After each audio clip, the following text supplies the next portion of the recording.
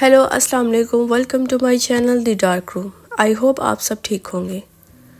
आज मैं आपके लिए बहुत ज़बरदस्त हॉरर स्टोरी लेकर आई हूँ। आई होप आपको मेरी आज की स्टोरी बहुत अच्छी लगेगी। कभी कभी कुछ कहानियाँ सुनने में अफसाने लगती हैं, मगर जब वो किसी ऐसे शख्स से सुनो जिसने खुद झेला हो तो दिल मानने को तैयार नहीं होता कि ये सिर्फ कहानी है। आज जो कहानी मैं आपको सुनाने जा रही हूँ वो मुझे एक शख्स ने सुनाई थी और आज तक वो रात मैं भूल नहीं पाई। तो चलिए शुरू करते हैं आज की अपनी हॉरर स्टोरी। ये बात तकरीबन आज से 6 साल पुरानी है। मेरी मुलाकात एक शख्स से बस स्टैंड पर हुई थी। इसका नाम फिजान था। मैं लाहौर से इस्लामाबाद जा रही थी और वो भी इसी बस में था। सफ़र रात का था, ठंडी हवा चल रही थी और सड़कें सुनसान। बस में कुछ ही लोग थे। मेरी और फैज़ान की बातचीत शुरू हो गई। वो खामोश मगर अजीब सा था।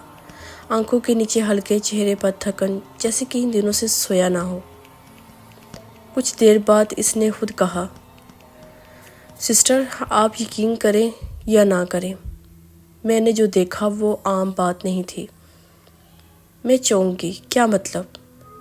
फैज़ान ने आहिस्ता से मुस्कुराहट दी और कहा, अगर आप सुन सकती हैं तो मैं बताता हूँ, लेकिन जो मैं सुनाने जा रहा हूँ वो कोई मजाक नहीं है। मैंने कहा, सुनाओ, और वो बोलना शुरू हो गया।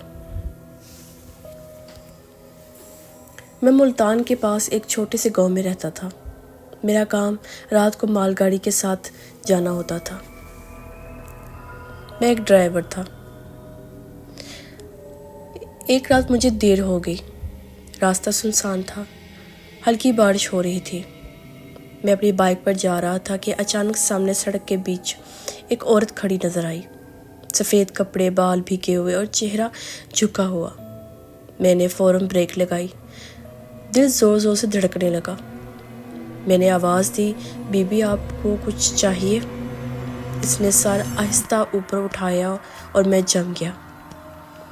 इसका चेहरा साफ नहीं था, जैसे आंखें जगह पर नहीं, सिर्फ घड़े और होंठों से खून बह रहा था। फिजान की आवाज़ थोड़ी कांप गई जब वो यहाँ तक मुझे अपनी स्टोरी सुनाने पहुँचा।